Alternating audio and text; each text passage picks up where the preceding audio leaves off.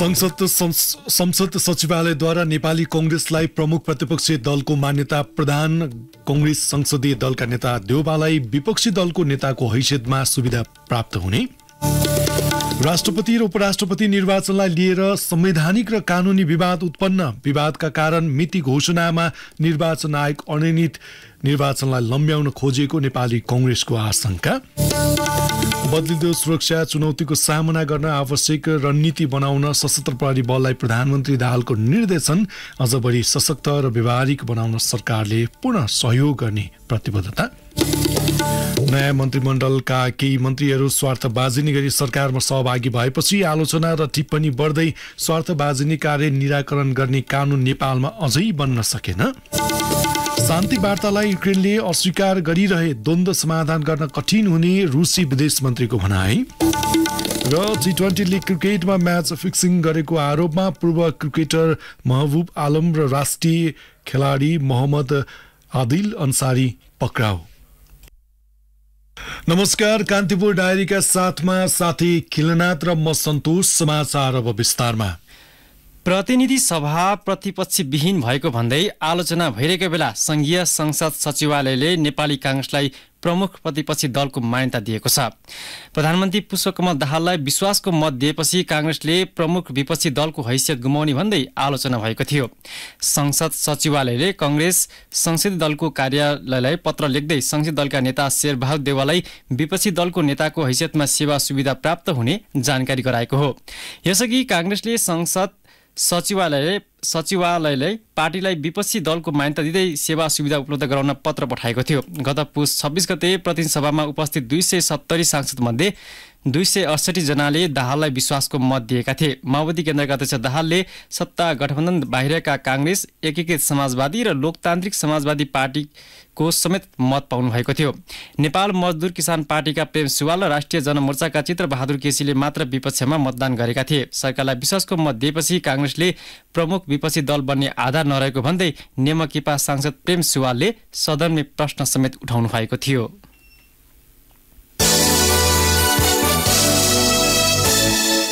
नयाँ मन्त्रीमण्डल गठन, सभामुख उपसभामुख चयन तथा प्रदेश सरकार गठनपछि दलहरूको ध्यान भावी राष्ट्रपति र उपराष्ट्रपति निर्वाचनमा केन्द्रित भएका छन्। तर राष्ट्रपति र उपराष्ट्रपति निर्वाचनको सन्दर्भमा संवैधानिक र कानूनी विवाद उत्पन्न भएको छ। सोही विवादका कारण निर्वाचन आयोगले अझै निर्वाचनको मिति घोषणा गर्न सकेको छैन भने संसदको पहिलो दल नेपाली कांग्रेसले राष्ट्रपति र उपराष्ट्रपति निर्वाचनलाई कानूनको बहानामा लम्ब्याउन खोजेको आशंका व्यक्त गरेको छ। एक रिपोर्ट। संविधानको धारा 63 को उपधारा 1 मा राष्ट्रपतिको पदावधि निर्वाचन भएको मितिले 5 वर्षको हुने व्यवस्था छ। संविधानलाई आधार मान्ने हो भने राष्ट्रपतिको पदावधि आगामी फागुन 28 गते सकिन्छ। यसका आधारमा राष्ट्रपति तथा उपराष्ट्रपतिको निर्वाचन सम्बन्धी ऐन 2074 अनुसार यही माघ 28 गते भित्र राष्ट्रपतिको निर्वाचन भइसक्नु पर्छ। संविधान अनुरूप पदावधि भएको 1 महिना अघि नै निर्वाचनको मिति घोषणा गर्ने भए पनि त्यस्तो हुन सकेको छैन। संविधान र ऐन बाझेकाले निर्वाचनको मिति तय गर्ने विषयमा निर्वाचन आयोग अनियमित छ। प्रमुख निर्वाचन आयुक्त दिनेश कुमार थपलियाले सरकारसँग छलफल भए पनि कुनै निष्कर्षमा नपुगिएको बताए। पहिले नै हामीले गएर यस संविधानमा यस्तो छ, कानूनमा यस्तो छ, निर्वाचित मिति यति हुन्छ, यसरी त्यो सुरु हुन्छ, यस्तो छ, यो विषय आयोगले 1.5 वर्ष अगाडिदेखि नै सरकारलाई जानकारी गराउँदै आएको हो। अब यसलाई कसो के गर्ने हो हामी चाहिँ अलिकति जानकारी पाऊँ। आयोगले तदनुसार मिति तोकेर अगाडि बढाउँछ र आयोगलाई चाहिँ यो निर्वाचन गर्नलाई 22-25 दिन समय भए पुग्छ। हामीलाई त्यो त धेरै ठुलो लामो समय चाहिँदैन,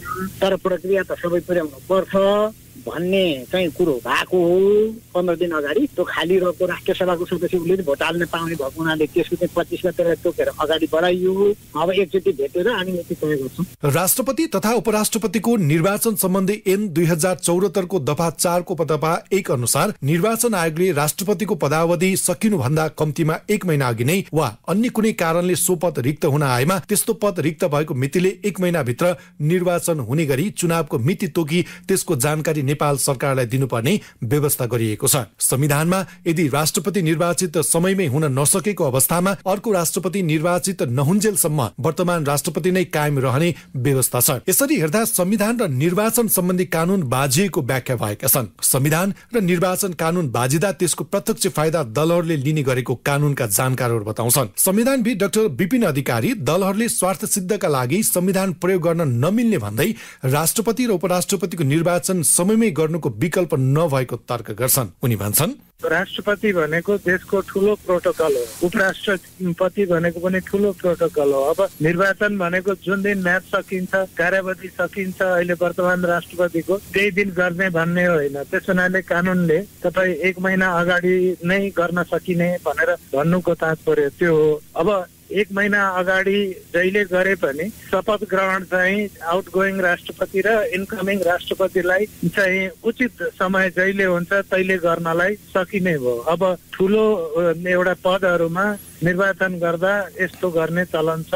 हाम्रो कानूनले पनि त्यसैलाई एडप्ट गरेको हो। कानून पनि सही छ, खालि प्रवृत्तिको कुरो यहाँ किन निर्वाचन गर्नलाई ढिलाइ हुँदैछ भन्ने कुरो चाहिँ त्यो एकदमै राजनैतिक कुरा भयो। संविधान या कानूनको समस्या एक अर्कासँग बाँधिएको भन्ने जुन कुराहरू चाहिँ आइरहेको छ त्यो चाहिँ गलत हो, त्यस्तो केही छैन। मङ्सिर 4 गते सम्पन्न निर्वाचनपछि संघीय संसदको तेस्रो दल माओवादी केन्द्रका अध्यक्ष पुष्पकमल दाहाल नेतृत्वमा 7 दलीय गठबन्धनले केन्द्र र प्रदेशमा सरकार बनाइसकेको छ भने प्रतिनिधि सभामा सभामुख, उपसभामुख सहित 7 प्रदेशमा मुख्यमन्त्री प्राप्त गरिसकेको छ। अहिले सत्ता घटक एमाले र माओवादी केन्द्रकै राष्ट्रपति र उपराष्ट्रपति छन्। संवैधानिक व्यवस्था अनुरूप 2 कार्यकाल बिताइसकेको अवस्थामा अब देशले नयाँ राष्ट्रपति र उपराष्ट्रपति प्राप्त गर्नेछ। तर चुनावको मिति घोषणा नहुँदा निर्वाचन कानूनलाई बाधक बनाउँदै निर्वाचन लम्ब्याउने चलखेल सुरु भएको भन्दै संघीय संसदको पहिलो दल नेपाली कांग्रेस सशंकित बनेको छ। कांग्रेस प्रवक्ता डाक्टर प्रकाश शरण महतले कानूनलाई बाधक ठानेर राष्ट्रपति निर्वाचन लम्ब्याउन खोजिए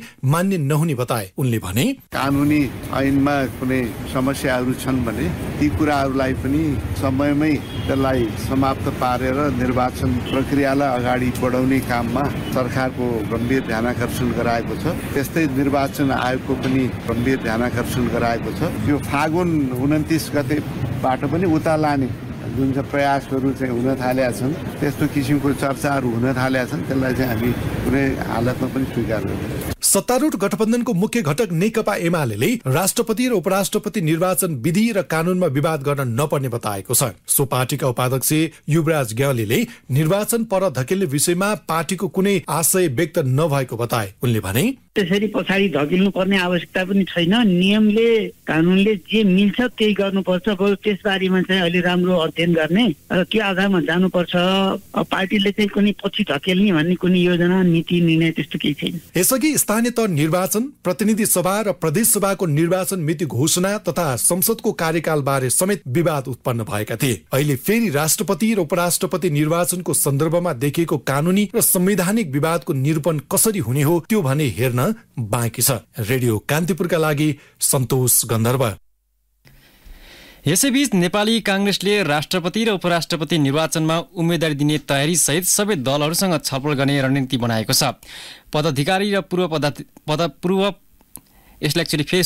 पदाधिकारी र पूर्व पदाधिकारीहरूको आज बसेको बैठकबाट राष्ट्रपति निर्वाचनमा उम्मेदवारी दिनका लागि दलहरूसँग परामर्श गर्ने निर्णय गरेको नेताहरूले बताएका छन्। वर्तमान सत्ता गठबन्धन बीच सहमति हुँदा राष्ट्रपति र उपराष्ट्रपति चयनका लागि आवश्यक बहुमत कांग्रेसको पक्षमा नभए पनि उसले दलहरूसँग सहमति खोज्ने नीति लिएको हो। राष्ट्रपति र उपराष्ट्रपति चयनका लागि संघीय संसद र प्रदेशसभाका सदस्यहरूले मतदान गर्नेछन्। निर्वाचन सम्बन्धी कानून अनुसार संघीय संसद र प्रदेशसभाका सदस्यको मतभार फरक हुन्छ। अहिलेको सत्तारूढ गठबन्धनले साझा उम्मेद्वार उठाएमा कांग्रेसको उम्मेद्वारको पक्षमा बहुमत पुग्ने देखिँदैन। तर कांग्रेस भने निर्वाचन सम्ममा माओवादी केन्द्र, एकीकृत समाजवादी र मधेस केन्द्रित दलहरूसँग सहमति बनाएर राष्ट्रपतिमा उम्मेदवारी दिने तयारी गरेको बताइएको छ।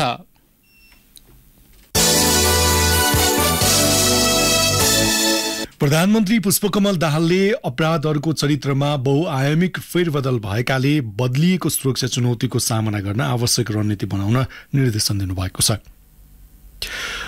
22औं सशस्त्र प्रहरी दिवसलाई सम्बोधन गर्दै उहाँले बदलिदो सुरक्षा चुनौतीलाई सामना गर्नका लागि आवश्यक रणनीति बनाई सोही अनुसार परिचालित हुन सशस्त्र प्रहरीलाई निर्देशन समेत दिनुभयो।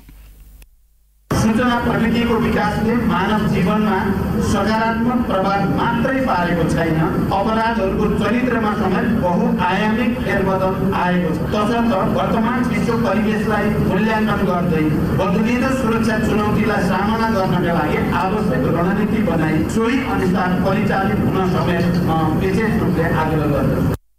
प्रधानमन्त्री दाहालले मानव अधिकारको पूर्ण पालना र भ्रष्टाचार तथा लैङ्गिक विभेदमा शून्य सहनशीलताका नीतिहरूको प्रभावकारी कार्यान्वयन गर्न निर्देशन दिनुभयो। सशस्त्र प्रहरी बललाई हात हतियार, गोलीगट्टा, आवास एवं बन्दोबस्तीका सामान, विपद व्यवस्थापनका सामान, सवारी साधन, भौतिक पूर्वाधार लगायतका आवश्यक उपकरण उपलब्ध गराउन पहल गर्ने समेत उहाँको भनाइ थियो।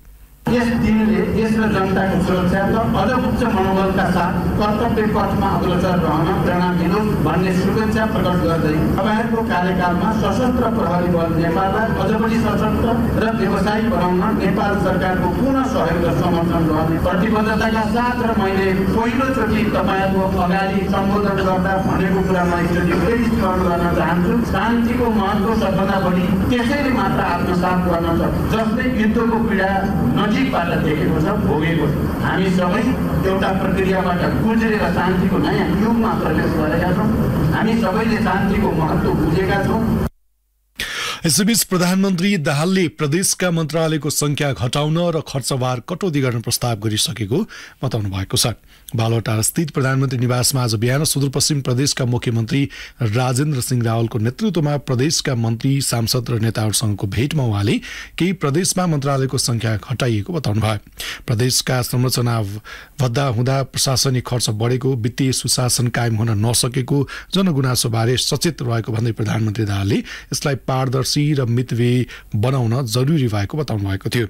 यसैबीच आज गण्डकी प्रदेश सरकारले मन्त्रालयको संख्या घटाउने निर्णय गरेको छ। प्रदेश सरकारको आज बसेको मन्त्री परिषद बैठकले मुख्यमन्त्री र मन्त्री परिषदको कार्यालय सहित 12वटा रहेका मन्त्रालयको संख्या घटाएर 7मा झारिने मन्त्री पञ्चराम गुरुङले जानकारी दिनुभयो। कान्तिपुर डायरीमा अब ब्रेकको पालो। कान्तिपुर डायरीमा अब कान्तिपुर सविस्तारको पालो। कान्तिपुर सविस्तार। सामान्य अर्थमा सार्वजनिक पद धारण गरेका व्यक्ति कुनै पेशा व्यवसायमा रहँदा आफ्ना पदबाट प्रभावित भएर व्यक्तिगत लाभ लिएको खण्डमा त्यसलाई स्वार्थ बाजिने कार्यको रूपमा व्याख्या गरिन्छ। यही मान्यताका बीच नयाँ मन्त्रीमण्डलका केही मन्त्रीहरूको व्यावसायिक पृष्ठभूमिका कारण यति बेला स्वार्थ बाजिने गरी उनीहरू सरकारमा सहभागी भएको भन्दै आलोचना र टिप्पणी भइरहेका छन्। सुशासनका लागि अपरिहार्य मानिएको स्वार्थ बाजिने कार्य निराकरण हुन नसकेमा त्यसले भ्रष्टाचार र अनियमिततालाई बढुवा दिने जोखिम देखाएको छ। तर नेपालमा स्वार्थ बाजिने कार्य रोक्नका लागि कुनै कानुन बनिसकेको छैन। त्यसैले भन्ने गरिएको छ त्यस्ता कानुन नभएपछि स्वार्थ बाजिने व्यक्तिहरू नै नीति निर्माणको हैसियतमा पुगेका छन्। प्रधानमन्त्री पुष्पकमल दाहाल नेतृत्वको मन्त्रीमण्डलमा समावेश भएका केही मन्त्रीको व्यावसायिक पृष्ठभूमिलाई लिएर अहिले कन्फ्लिक्ट अफ इन्ट्रेस्टको विषयमा बहस भइरहेको छ। यही क्रममा नेपाली शब्दावलीमा स्वार्थको द्वन्द्व, स्वार्थको टकराव वा स्वार्थ बाझिने कार्य भनेर परिभाषित यो विषय के हो भन्ने सार्वजनिक वृत्तमा चासो प्रकट भएका छन्। सामान्यतया कुनै पनि पदमा रहेका व्यक्तिले आफ्नो व्यक्तिगत स्वार्थका निम्ति सार्वजनिक पदलाई प्रयोग गर्न सक्ने अवस्थालाई स्वार्थ बाझिने भनेर हेरिन्छ। 2064 सालमा बनेको सुशासन व्यवस्थापन र सञ्चालन ऐनको दफा 18 मा भनिएको छ, यस ऐनमा अन्य प्रचलित कानून बमोजिम निर्णय गर्न पाउने पदाधिकारीले निर्णय गर्नुपर्ने विषयमा प्रत्यक्ष रूपमा आफ्नो कुनै हित, सरकार वा स्वार्थ रहेको भएमा वा निजले गरेको विषयबाट निजको हकमा अपुताले खान पाउने व्यक्ति वा नजिकको अन्य नातेदार प्रत्यक्ष प्रभावित हुने भएमा वा निजको एकास अगोलको व्यक्तिले सञ्चालन गरेको व्यापार व्यवसायमा प्रत्यक्ष फाइदा पुग्ने गरी स्वार्थ बाजिने भएमा त्यस्ता पदाधिकारीले त्यस्तो विषयमा निर्णय गर्न पाउने छैन। त्यस्तै संयुक्त राष्ट्र संघीय महासन्धिले स्वार्थ बाजिने विषयलाई भ्रष्टाचारको रूपमा व्याख्या गरेको छ। स्वार्थ बाजिनु भनेकै के हो त? स्वार्थको द्वन्द्व सम्बन्धी विषयका एक अध्येता किरण चापागाई भन्छन्, कुनै पनि आर्थिक अथवा राजनीतिक फाइदा फाइदाका लागि कुनै पनि एउटा व्यक्ति अथवा समूहको निहित स्वार्थको लागि कुनै पनि निर्णय गरिन्छ भने हामीले स्वार्थको द्वन्द्व भनेर बुझिन्छ। यद्यपि स्वार्थको द्वन्द्व यो अवस्थामा हुँदैन जब कुनै पनि निर्णय गर्दाखेरि निष्पक्ष नभए तापनि एकदम अलिकति लार्जर इन्ट्रेस्टलाई सर्भ गर्छ भने त्यसलाई चाहिँ फेरि स्वार्थको द्वन्द्व भनिँदैन हैन। यदि कुनै पनि निर्णय गर्दाखेरि अथवा नीति बनाउँदाखेरि कुनै एउटा सीमित स्वार्थी समूहको राजनीतिक र आर्थिक भनौँ न लाभको लागि गरिन्छ र जसको कारणले अरूलाई हानि हुन्छ भने त्यसलाई स्वार्थको द्वन्द्व भनेर बुझ्नुपर्छ। नेपालमा स्वार्थ बाझिने कार्य रोक्न अहिलेसम्म स्पष्ट कानून बनेको छैन। प्रतिनिधि सभा नियमावली र राष्ट्रिय सभा नियमावलीमा स्वार्थको द्वन्द्वको व्यवस्थापनको प्रयास गरिएको छ। त्यस्तै न्याय परिषद ऐनले पनि न्यायाधीशको कार्य सम्पादनको सन्दर्भमा स्वार्थ व्यवस्थापनको विषय उल्लेख गरेको छ। कानूनको अभावमा स्वार्थ बाझिने कार्यलाई कसरी न्यूनीकरण गर्न सकिन्छ भन्ने प्रश्न उठेको छ। अझ भन्ने हो भने स्वार्थ बाझिने विषयमा नेपालमा कानूनी परिभाषा नै छैन। कानूनका जानकारहरूले आवश्यक दबाव सृजना गर्न सके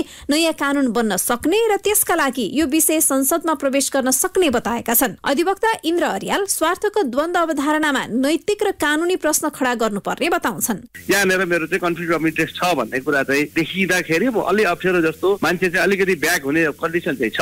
हामी सबैका प्रयासले किनभने कानून मन्त्रालयमा पनि तपाईँ हामीले कुरा गर्न सक्छौँ, संसदमा जाने कुरा नै कुरा गर्न सक्छौँ, तर यो विषय तपाईँको संसदमा पुग्दाखेरि भोलि सांसदहरू यसबाट ब्याक हुन सक्ने अवस्था चाहिँ बडो गाह्रो छ। किनभने सामाजिक रूपमा चाहिँ यो विषय निकै चासोको विषय हो र यो विषयले चाहिँ धेरै नै सामाजिक न्याय दिन्छ र कानुनी न्याय पनि दिन्छ भन्ने कुरा चाहिँ आम मान्छेले बुझेका छन्। त्यसकारणले यसको सुरुवात मात्र गर्न सकियो भने यो विषय अगाडि बढ्छ, पछाडि चाहिँ सार्वजनिक पदमा हुनेले निजी स्वार्थका लागि आफ्नो कार्यकाल र पदको दुरुपयोग गर्ने गलत नजिर स्थापित गर्ने कार्य हुँदै आएका छन्। लोकतान्त्रिक मूल्य र मान्यता अनुसार सार्वजनिक पदमा हुनेले सार्वजनिक हित विपरीत निजी स्वार्थका निम्ति काम गर्नु अस्वाभाविक भए पनि हामी कहाँ त्यसलाई नै बलियो आधार बनाउन खोजिएको टिप्पणी भइरहेका छन्। नयाँ मन्त्रीमण्डलमा सहभागी भएका मन्त्रीहरूको व्यावसायिक पृष्ठभूमिका कारण विवाद उत्पन्न हुँदै स्वार्थ बाझिने कार्यले बहस उत्पन्न गराएको हो। शहरी विकास मन्त्री विक्रम पाण्डे, गृह मन्त्री रवि लामिछाने, श्रम मन्त्री डोलराज अर्याल त प्रतिनिधि पात्र मात्रै हुन्। कानून निर्माण गर्ने संसदमा समेत व्यापारी, मेडिकल कलेज सञ्चालक, बैंक सञ्चालक, शेयर कारोबारी, ठेकेदार लगायत पृष्ठभूमिका व्यक्तिलाई हरेक जसो राजनीतिक दलले सांसद बनाउँदै आएका छन्। विगतमा पनि व्यापारिक पृष्ठभूमिबाट आएका सांसदहरूले संसदीय समितिहरूबाट कानून निर्माण तथा राज्य सञ्चालनका विषयमा आफू अनुकूल निर्णय गराएको भन्दै आलोचना भएका थिए। नयाँ सरकारमा मन्त्री भएका व्यक्तिको विषयमा अहिले त्यस्तै प्रकारको टिप्पणी भइरहेका छन्। व्यवसाय सञ्चालन गर्ने व्यक्ति मन्त्री हुँदा स्वार्थ बाझिँदैन भन्ने प्रश्नमा शहरी विकास मन्त्री विक्रम पाण्डेले भनेका छन्।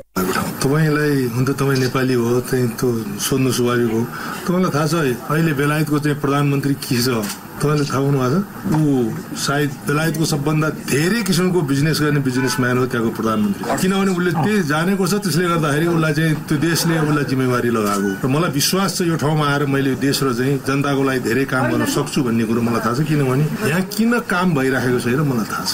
त्यसले गर्दा म यहाँ कुनै व्यवसाय र पदमा रहँदैमा स्वार्थ बाझिने नभई सार्वजनिक पदमा रहिसकेपछि त्यसबाट व्यक्तिगत र अनुचित फाइदा लिने हकमा समस्या हुने गरेको छ। त्यसैले स्वार्थ बाझिने पदमा व्यक्ति स्वयं संलग्न नहुने अवस्थामा त्यस्तो विवाद हट्न सक्ने देखिएको छ। त्यसैले कानूनी प्रबन्ध गरी स्वार्थ बाझिने कार्यलाई न्यूनीकरण गर्न सकिने विज्ञहरूले बताए। अन्य देशको उदाहरण दिँदै अध्यता चापागाईले भने विकसित देशहरूले स्वार्थको द्वन्द्वको व्यवस्थापन सम्बन्धी भ्रष्टाचारको रूपबाट परिभाषा गरिएको छ। असल अभ्यासलाई हेर्ने हो भने स्वार्थको द्वन्द्व भनेको एउटा फौजदारी अपराध हो। हामीले अहिले नैतिकतासँग मात्रै जोडिएका छौँ। राजनीतिक भ्रष्टाचारलाई यदि रोक्ने हो भने हामीले पनि यो स्वार्थको द्वन्द्वलाई चाहिँ एउटा फौजदारी अपराध मानेर नयाँ संरचना पनि आवश्यक पर्ने स्थिति देखिन्छ। भनिन्छ स्वार्थको द्वन्द्व सम्बन्धी छुट्टै कानून नभए पनि हित बाझिने व्यक्तिलाई सार्वजनिक जिम्मेवारी नसुम्पिनु सामान्य विधि शास्त्रीय मान्यता हो। तर नेपालमा त्यस्तो हुन सकेको छैन। कोही निश्चित व्यक्ति सांसद वा मन्त्री भएपछि कन्फ्लिक्ट अफ इन्ट्रेस्टलाई लिएर चिन्ता व्यक्त भएका होइनन्, बरु उनीहरूको पेशागत आबद्धता र उनीहरूको जिम्मेवारी निर्वाह गर्ने सार्वजनिक भूमिका बीच टकराव हुने भएकाले यसलाई सच्याउनु पर्ने अवस्था हो। अन्यथा यो उनीहरूका लागि नैतिक प्रश्न त हुँदै हो, त्यसमाथि सुशासन कायम हुनुपर्ने र भ्रष्टाचार अन्त्य गर्नुपर्ने आम अपेक्षा माथिको प्रहार समेत हो। रेडियो कान्तिपुरका लागि दिवा भट्टराई।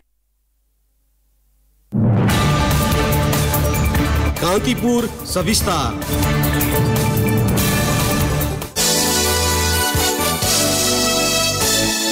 अख्तियार दुरुपयोग अनुसन्धान आयोगले त्रिभुवन अन्तर्राष्ट्रिय विमानस्थल आन्तरिक टर्मिनल व्यवस्थापन शाखाका प्रमुख पूर्ण प्रसाद चुडाललाई नियन्त्रणमा लिएको छ। अनियमितता गरेको उजुरी परेपछि चुडाललाई नियन्त्रणमा लिएको अख्तियारका प्रवक्ता श्यामप्रसाद भण्डारीले जानकारी दिनुभयो। प्रवक्ता भण्डारीले प्रमुख चुडालमाथि आर्थिक अनियमितताको उजुरीका आधारमा नियन्त्रणमा लिएर सोधपुछ भइरहेको बताउनु भएको छ। त्यस्तै अख्तियार दुरुपयोग अनुसन्धान आयोगले धरानस्थित बीपी कोइराला स्वास्थ्य विज्ञान प्रतिष्ठानका उपकुलपति डाक्टर ज्ञानेन्द्र गिरी विरुद्ध भ्रष्टाचारको मुद्दा दायर गरेको छ। प्राध्यापक पदको कृत्य कागजात पेश गरेको अभियोगमा अख्तियारले गिरी विरुद्ध विशेष अदालतमा भ्रष्टाचार मुद्दा दायर गरेको हो। त्यस्तै गिरीलाई कानून विपरीत नियुक्ति दिएको आरोपमा डाक्टर ज्ञानेन्द्र मान सिंह कार्की विरुद्ध समेत मुद्दा दायर गरिएको आयोगका प्रवक्ता भण्डारीले बताउनु भएको छ। यता अख्तियार दुरुपयोग अनुसन्धान आयोगले अदुवाको बिउ खरिदमा अनियमितता गरेको आरोपमा स्याङ्जाको गल्याङ नगरपालिकाका पूर्व मेयर भूप राज अधिकारी सहित 6 जना र आपूर्तिकर्ता स्पुक ट्रेडर्स प्रणाली विरुद्ध विशेष अदालतमा आज भ्रष्टाचार मुद्दा दायर गरेको छ।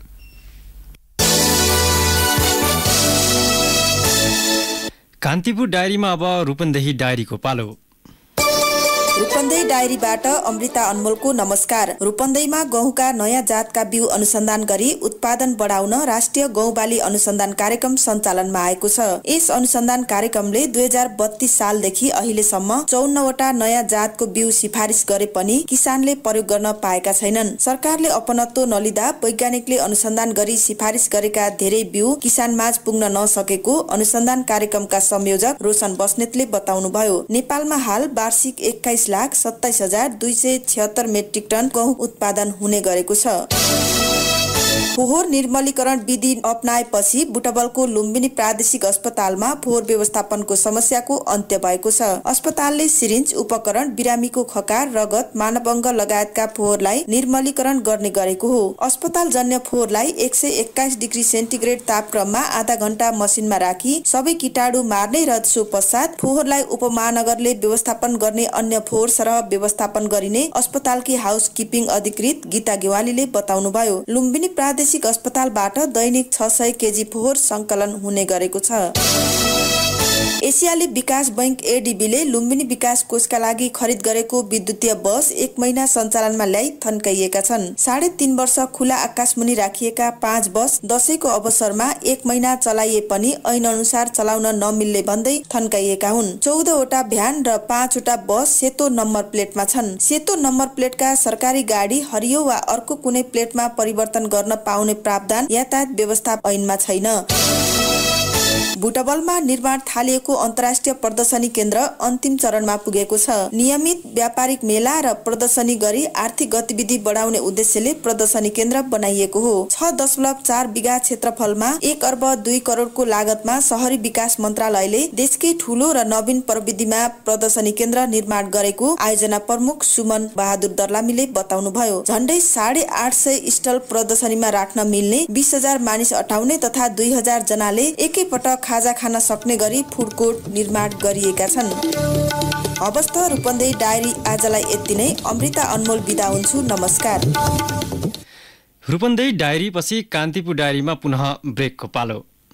अब आर्थिक प्रसङ्ग। चालु आर्थिक वर्षको 6 महिनामा वस्तु निर्यात 32.32%ले घटेको छ। भन्सार विभागले सार्वजनिक गरेको वित्तीय विवरण अनुसार गत साउनदेखि पुससम्म कुल 80 अर्ब 80 करोड 74 लाख रुपियाँ बराबरको मात्रै वस्तु देश बाहिर निर्यात भएको छ। गत वर्षकै यसै अवधिमा 1 खर्ब 18 अर्बको निर्यात भएको थियो। निर्यातसँगै आयातमा पनि गत वर्षको सोही अवधिको तुलनामा 20.68%ले कमी आएको छ। चालु आर्थिक वर्षको पहिलो 6 महिनामा कुल 7 खर्ब 92 अर्ब 66 करोड रुपियाँको वस्तु आयात भएको छ। भन्सार विभागको तथ्याङ्क अनुसार गत वर्ष यसै अवधिमा 9 खर्ब 79 अर्ब 34 करोडको आयात भएको थियो। समग्रमा 6 महिनामा मुलुकको व्यापार घाटा 7 खर्ब 11 अर्ब 85 करोड रुपियाँ रहेको छ। अब अन्तर्राष्ट्रिय प्रसङ्ग। रुसी विदेश मन्त्री सर्गेई लाभरोभले शान्ति वार्तालाई युक्रेनले अस्वीकार गरिरहे द्वन्द्व समाधान गर्न कठिन हुने बताउनु भएको छ। दक्षिण अफ्रिकाको भ्रमणका क्रममा पत्रकार सम्मेलन गर्दै लाभरोभले शान्ति वार्ताका लागि युक्रेनले ढिलाइ गरिरहेको बताउनु भएको अल जजिराले जनाएको छ। तर रुस वार्ताका लागि खुला रहेको उहाँको भनाइ छ। तर युक्रेन र अमेरिका युद्ध अन्त्य गर्न गम्भीर नरहेको लाभरोभको आरोप छ। युक्रेनमा रुसको आक्रमण र रुसप्रति पश्चिमा मुलुकको पछिल्लो व्यवहारलाई लिएर वार्ता गर्न लाभरोभ दक्षिण अफ्रिका पुग्नु भएको छ। लाभरोभको सो भ्रमणलाई लिएर युक्रेनले भने आपत्ति जनाएको छ। यसैबीच जर्मनीका विदेश मन्त्री एना लेना बेरबकले युरोपेली संघसँग आबद्ध मुलुक र तिनका साझेदारहरूले रुसमाथि जित सुनिश्चित गर्न युक्रेनका लागि सक्दो प्रयास गर्नुपर्ने बताउनु भएको छ। अब खेल प्रसङ्ग। नेपाल टी20 लिग क्रिकेटमा स्पट फिक्सिङ र म्याच फिक्सिङ गरेको आरोपमा पूर्व क्रिकेटर महबुब आलम र राष्ट्रिय क्रिकेट टोलीका खेलाडी मोहम्मद आदिल अन्सारी पक्राउ परेका छन्। उनीहरूलाई आज नेपाल प्रहरीको केन्द्रीय अनुसन्धान ब्युरो CIB ले पक्राउ गरेको हो। गत पुस 9 देखि 27 गतेसम्म कीर्तिपुर स्थित त्रिवी क्रिकेट मैदानमा भएको खेलमा म्याच फिक्सिङ भएको कुरा आएपछि CIB ले DSP सुन्दर तिवारीको संयोजकत्वमा 5 सदस्यीय छानबिन समिति बनाएको थियो। समितिले अनुसन्धान अन्तिम चरणमा पुर्याउँदै स्पट फिक्सिङ भएको प्रमाण र आधारहरू भेटेपछि त्यसमा संलग्नताको आशंकामा 2 क्रिकेटरलाई पक्राउ गरेको हो। सप्तरीको राजविराजबाट पक्राउ परेका आदिल र विराटनगरबाट पक्राउ परेका महबुबलाई काठमाडौँ ल्याइएको छ। लिगका खेलमा म्याच फिक्सिङ र स्पट फिक्सिङ जस्तो गम्भीर आरोप लागे पनि नेपाल क्रिकेट संघ क्यानले भने अस्वीकार गर्दै आएको छ।